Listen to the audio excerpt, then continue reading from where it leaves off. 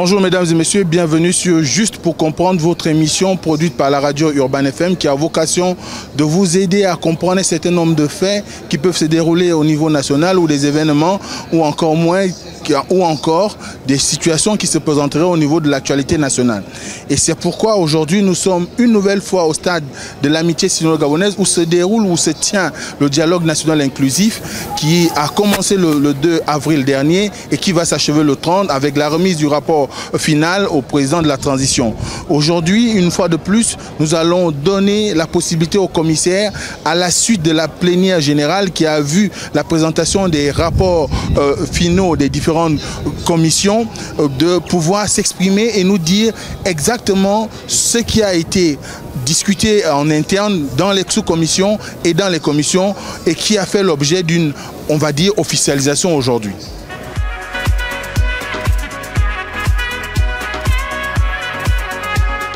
Bonjour monsieur, bienvenue Moro.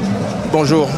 Alors vous êtes acteur politique, vous venez d'assister à on va dire la plénière générale qui a livré, on va dire, le rapport des travaux du dialogue national inclusif. Il y a que au niveau de la commission qui s'est occupée de la gouvernance, on a annoncé la volonté de vouloir corser un peu plus les conditions de création d'un parti politique au Gabon. Quel est votre avis sur le sujet ?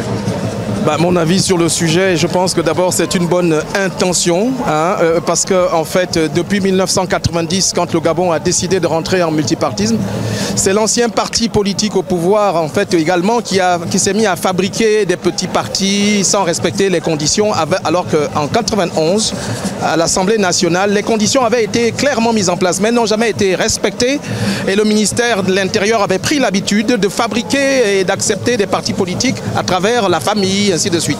C'est le PDG, le parti sortant au pouvoir, qui avait pris l'habitude de fabriquer des partis de ce genre. Voilà, parce qu'il n'arrivait pas à combattre l'homo-RENA. Est-ce que vous pensez aujourd'hui que cette décision ne pourra pas avoir un impact sur le dynamisme en ce qui concerne la participation ou le rôle démocratique joué par les partis politiques ? Non. Si tant est que cela est entériné. Un parti politique, justement, ça se crée à travers les mécanismes qui ont été mis en place et qui avaient été mis en place à l'Assemblée nationale, à la première Assemblée nationale en 1990. Je pense qu'il faut repartir vers ça. Or, ça n'a jamais été appliqué. Et c'est ça qui pose problème. Demain matin, vous, aujourd'hui, vous pouvez partir au ministère de l'Intérieur. À partir du moment où vous pouvez avoir un proche au ministère de l'Intérieur, on vous fait créer un parti politique. Tout ministre de l'Intérieur qui arrive avait à peu près pour lui-même 200 ou 300 capacités de créer des partis politiques. Le dernier ministre de l'Intérieur qui vient de partir, il en avait encore 300 dans les tiroirs.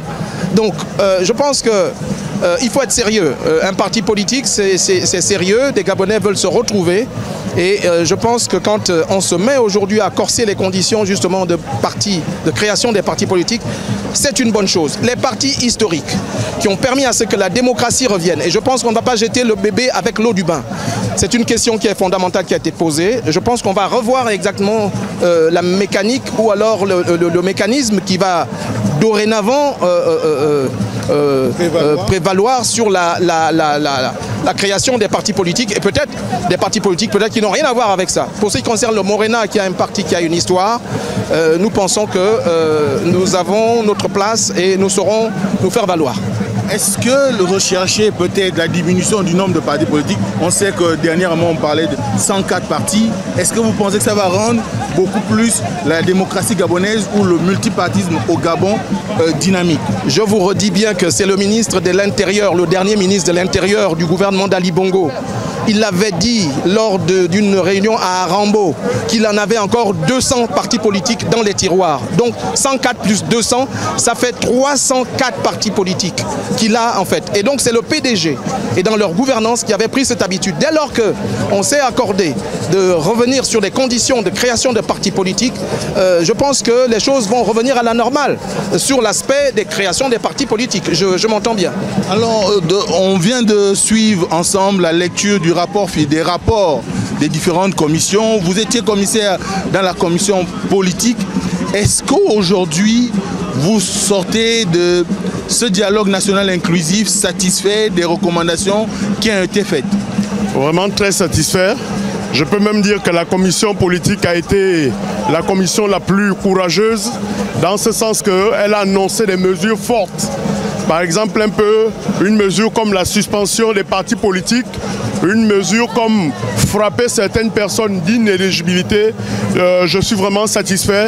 J'ai vu que les mesures fortes de notre commission ont retenu l'attention des Gabonais. Nous avons transmis fidèlement tout ce que les Gabonais souhaitaient. Et c'est dans ce sens que vraiment je tiens à saluer les organisateurs du dialogue. Je tiens à remercier le président de notre commission qui a rendu fidèlement les conclusions qui étaient faites dans les commissions. On sait également que vous êtes membre d'une organisation associative. Ah ouais. Est-ce que vous pensez aujourd'hui que les propositions ont été faites de pouvoir donner plus de latitude dans la création des associations sont favorables, alors que dans le même temps, on a décidé de corser un tout petit peu la création des partis politiques? Je crois que ce que la commission a voulu faire ressortir, c'était l'impérieuse nécessité de remettre les cartes à plat, de remettre le jeu à plat, de rebâtir le tissu politique de notre pays. Vous savez, les associations, c'est le contact direct avec la base. Je pense que c'est pour une recherche de plus de souveraineté. C'est pour amener le Gabonais à s'approprier, à se réintéresser à la vie politique et à la culture citoyenne. Je crois que c'est pourquoi on a voulu faire une part belle aux associations. Mais on est quand même resté sur notre fin. Est-ce qu'il s'agit des associations politiques ou des associations de nature caritative ou qui sont engagées dans le domaine social? Bon, il y avait déjà un problème au Gabon avec l'ancienne loi. La loi qui régissait les associations voulait que forcément toute association soit apolitique et à but non lucratif.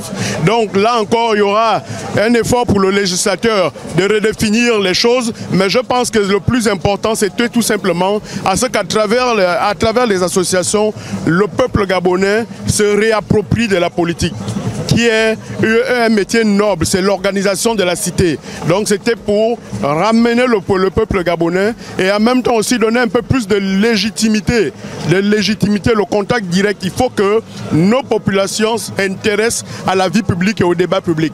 Je pense que c'est pourquoi cette part belle a été un peu faite aux associations. Au titre de la thématique institutions et régime politique, choisir un régime qui garantisse un meilleur fonctionnement des institutions de la République. À cet effet, les commissaires proposent de consacrer dans la future Constitution un régime présidentiel.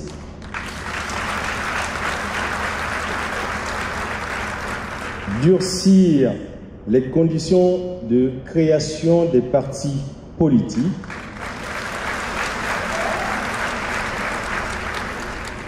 suspendre tous les partis politiques jusqu'à la mise en place de nouvelles règles de création des partis politiques.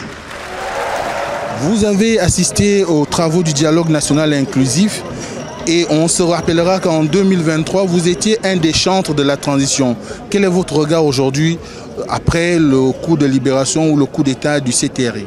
Après le coup de libération du 30 août, je peux dire que nous sommes heureux de connaître une telle épilogue.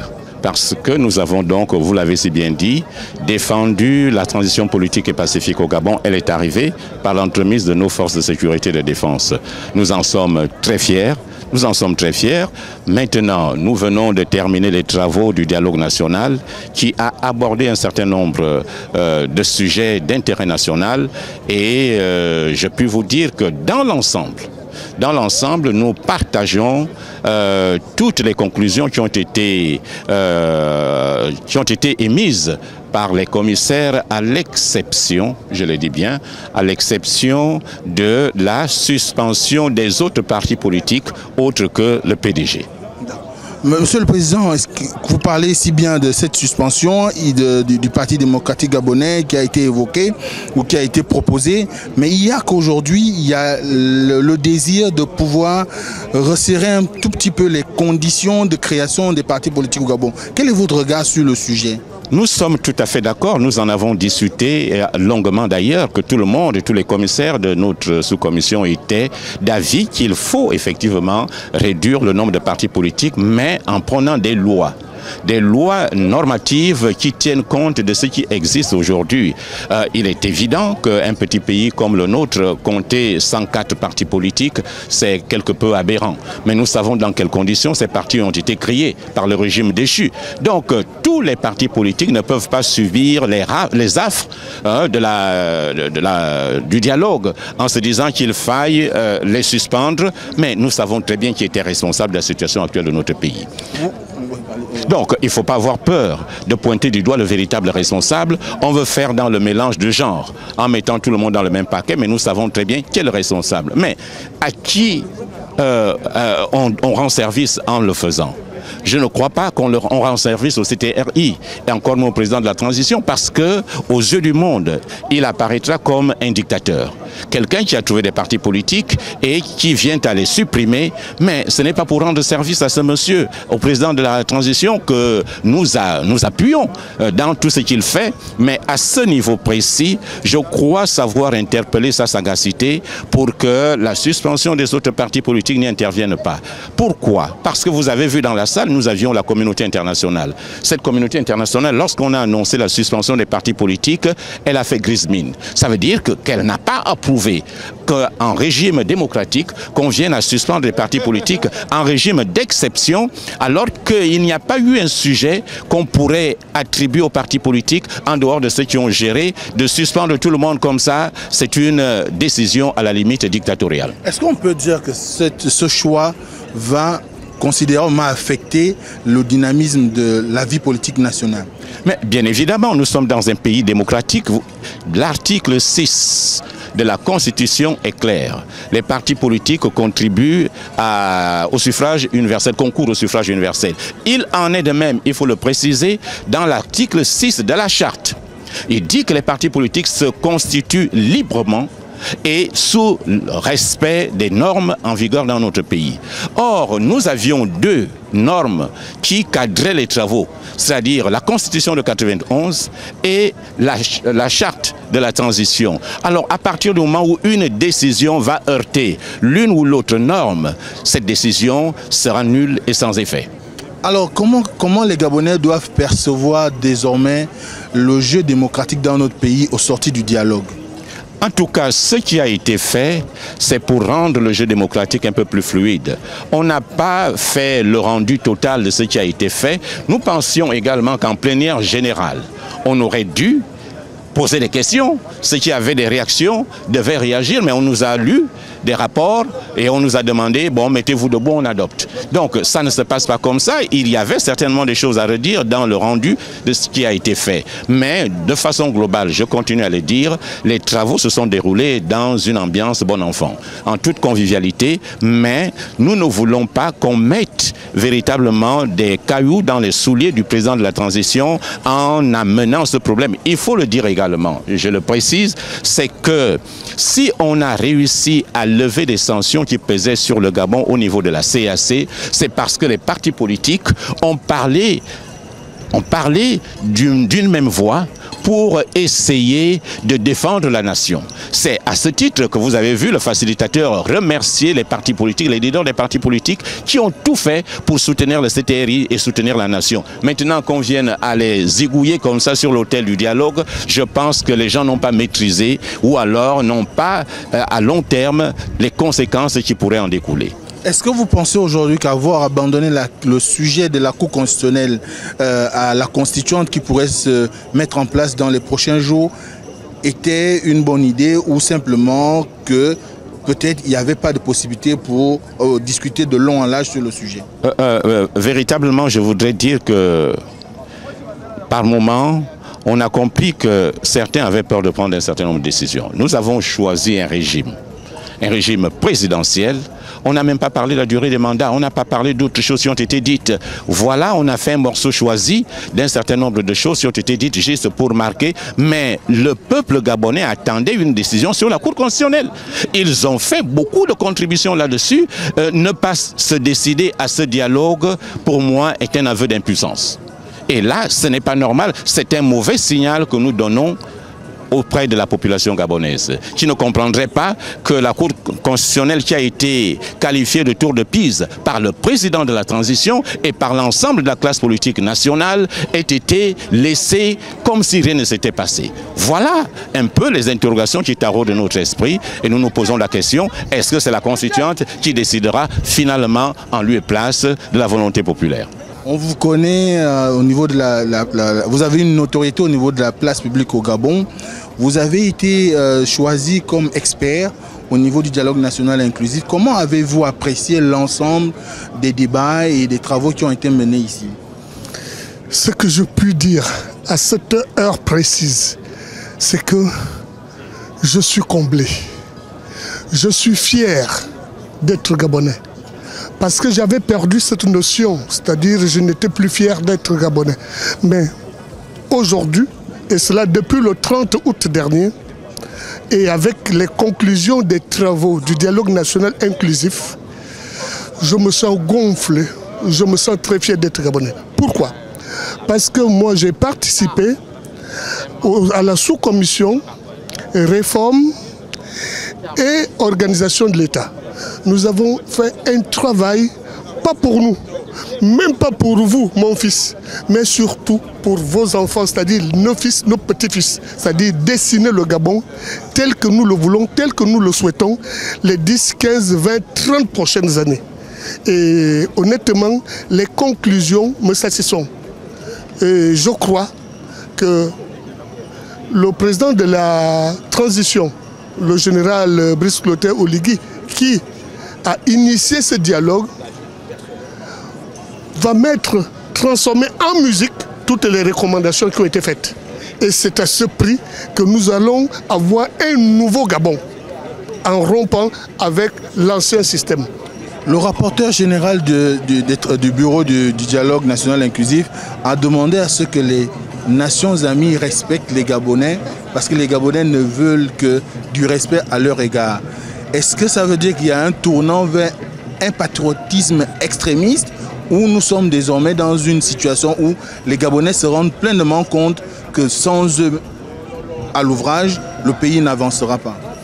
Je suis Gabonais, et Gabonais de la province du Wolentène.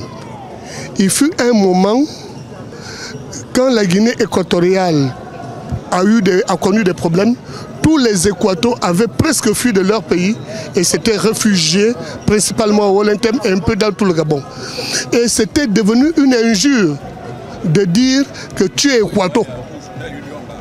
Et ces choses ne restent pas, changent. Il y a jusqu'au 30 août, je n'étais plus fier d'être Gabonais. Cela revient. Parce que c'était une injure pour nous, Gabonais, quand on disait « Ah, Gabon ». Ah, Gabon, quand on allait de l'autre côté en Guinée équatoriale, il faut voir ce qu'il y a là-bas. Quand on allait au Cameroun voisin, c'était pareil. Donc, non, le Gabonais a toujours bien vécu avec bonne intelligence et avec les autres peuples. Nous n'avons pas de problème. Nous ne demandons qu'à être respectés. Parce que ce n'est pas normal. Moi, je connais presque tous les pays de la sous-région pour avoir été là-bas. Il y a des choses que je ne peux pas me permettre au Cameroun. Je ne peux pas me permettre au Congo, je ne peux pas me permettre en Guinée équatoriale, pour ne citer que ces 3 pays. Mais quand ceux-là viennent ici, ils se prennent pour des rois. Ils font ce qu'ils ne peuvent pas faire chez eux. Mais à partir de cet instant, ce n'est pas à accepter, ce n'est pas de la xénophobie, dire que non, respecte-moi et adopte l'attitude que moi-même j'ai chez moi. Parce que c'est une contingence. Être né dans un pays, être né dans une région, on n'a pas fait de demande. Mais il faut que les étrangers vivent en bonne intelligence avec nous. Nous ne les sachons pas, même si c'est vrai aussi, si on parle de métiers, il y a des métiers qui le font, qui n'acceptent pas que des étrangers fassent chez eux. Tu ne peux pas trouver un Gabonais taximan au Cameroun, ni au Congo. Mais c'est des Ouest africains qui le sont ici. Ce n'est pas de la xénophobie, mais c'est juste le respect de l'autre. Et nous voulons être respectés chez nous, désormais être respectés. Sinon, qu'ils restent chez eux. Qu'ils restent chez eux. Mais s'ils viennent chez nous, il faut qu'ils se conforment à notre façon d'être, à notre façon de vivre. Et le Gabonais, de façon globale, est un peuple, le Gabonais est très accueillant. C'est un pays où tout le monde se retrouve et se retrouve bien, sans discrimination. En matière de développement, on parle d'une grande part des Gabonais dans la sphère économique. On parle de soutenir ou accompagner les entrepreneurs. Est-ce que vous pensez que de façon générale, les Gabonais sont conscients aujourd'hui de la nécessité qu'il y a de pouvoir s'engager pleinement dans les activités génératrices de revenus ou encore dans les métiers aujourd'hui qui peuvent être des gages de revenus pour eux? Il y a un nouveau Gabon. Hier, difficilement on pouvait voir un Gabonais pour ne parler que ce qu'on a dit, petit métier. Et moi je suis contre cette appellation. Il n'y a pas de petit métier. Aujourd'hui, nous avons des Gabonais qui sont des cordonniers. Nous avons des Gabonais coiffeurs. Nous avons. Et hier, ce n'était pas possible. C'est une nouvelle race. J'ai envie de dire que vous, nos enfants, vous êtes une autre race de Gabonais. Vraiment consciente et prêt à travailler pour votre bonheur et pour le bonheur du Gabon. Et moi, je pense que même si on monte pour les PMI et autres, nous avons de l'expertise. Il y a des Gabonais qui savent et qui connaissent et qui peuvent prendre leur pays en main. Et c'est ce qu'il faut désormais, parce qu'en fait, nous étions étrangers chez nous, sur tous les plans. Et avec cette nouvelle dynamique que va offrir le dialogue national inclusif, je suis sûr que le Gabon de demain, c'est un nouveau Gabon, c'est un Gabon qui n'aura plus rien à voir avec le Gabon ancien.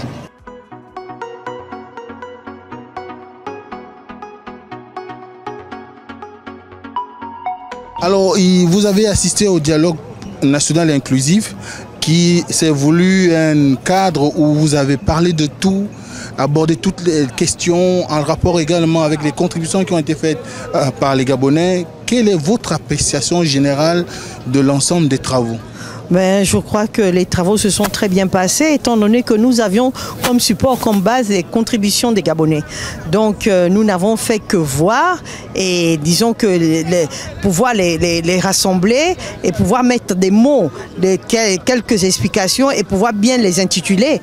Donc, c'était ça le travail, voir et pouvoir amender certaines que les Gabonais ont donné comme contribution. On a pris celle qui revenait le plus. Alors, dans votre commission, c'est que la question de la transformation, la préservation de la nature, étant donné que vous étiez dans la commission environnement et agriculture, est-ce qu'aujourd'hui, on peut imaginer qu'au sortir de ce qui pourra être prise comme loi au niveau du Gabon, au moment où on va remettre les recommandations du dialogue national inclusif au président de la transition, l'agriculture gabonaise ou les agriculteurs et les artisans agriculteurs pourraient trouver des réponses dans leur ambition de faire en sorte que le Gabon soit autonome sur le plan de la production agricole. Une chose est sûre, c'est qu'aujourd'hui, nous avons comme responsabilité, c'est comme on appelle l'autosuffisance alimentaire.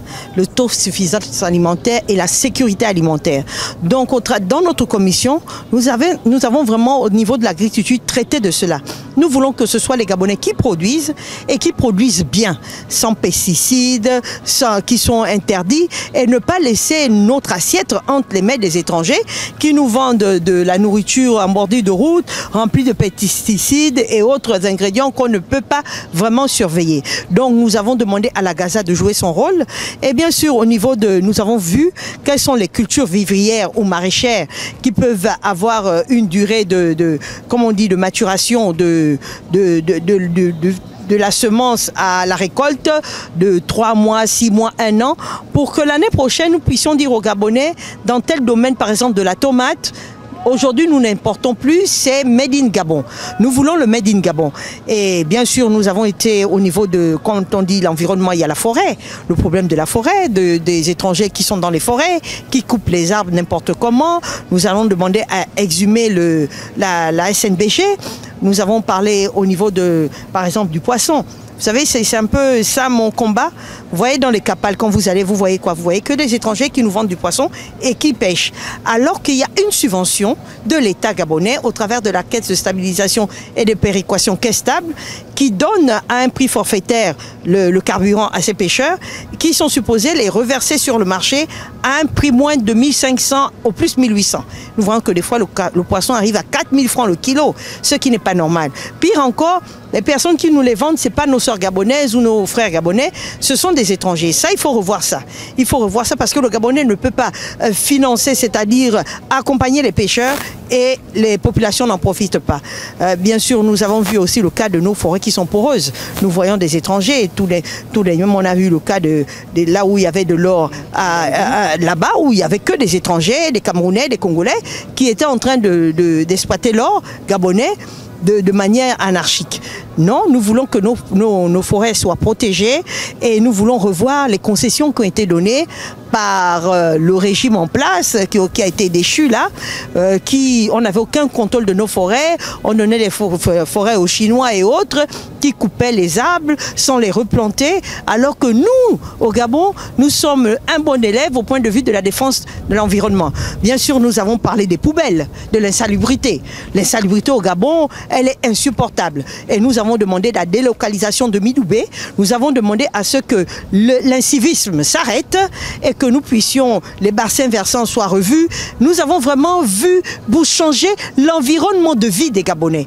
Et vraiment, nous y tenons et nous avons fait certaines recommandations qui sont fortes à court, moyen, long terme. Merci, Mme Prophétesse. Voilà.